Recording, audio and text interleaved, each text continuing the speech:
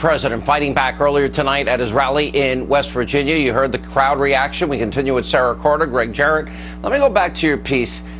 Inside the White House, why would H.R. McMaster allow Susan Rice, who's investigated for unmasking, like Samantha Power, like Ben Rhodes, like the general counsel James Baker of the FBI, like Comey and so many other deep state people? Why would he possibly grant a waiver? And is it true McMaster disagrees with the president on the issue of Iran and the Obama deal? Does he support that? This is the concern. According to the sources that I've been speaking with, both in the West Wing and in the intelligence community, H.R. McMaster is completely at odds with the president on the Iran deal.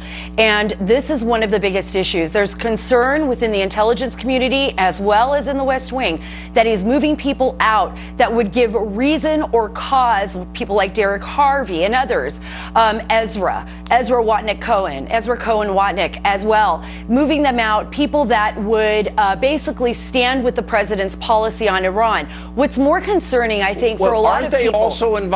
Aren't they also involved? Because I know two of the people, and I've interviewed one person. I talked to another. Wouldn't they be helping expose the deep state?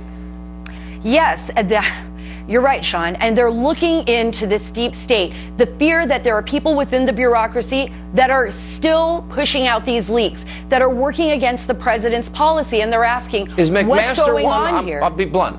Is McMaster one? Because it's inexplicable, that decision.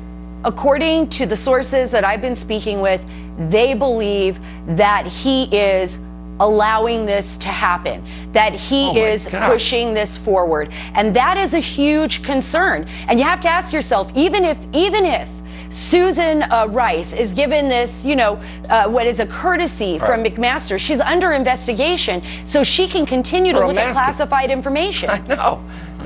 That makes about 0 sense. There's no justification for that, and I'd like an explanation from the White House on that. All right, let me go back to special counsel, special prosecutors, Greg Jarrett. My experience has been what we're seeing. We start with Russia. Now we moved on to finances. Then we move on to obstruction.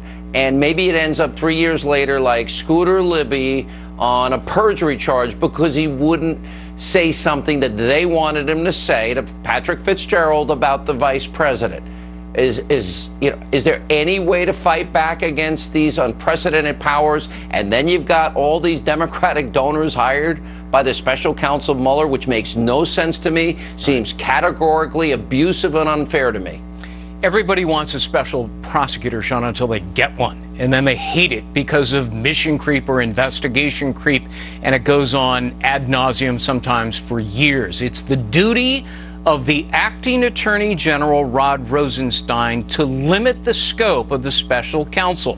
He's not doing that. Where is he? Well, that's a very good question. One of his problems is he has a conflict of interest. He's both prosecutor and witness in the same case. He is required under the special counsel law to recuse himself, and he isn't doing it. So you've got Mueller, who should recuse himself, Rosenstein, who should recuse himself, and nobody is limiting either one of them. And it's part of the frustration I think you can viscerally feel when the president addresses the issue. All right, guys, thank you both. We are going to stay all over this. And if they're going to investigate these things, they've got to investigate Hillary. They've got to investigate Ukraine. Debbie Wasserman Schultz, seriously?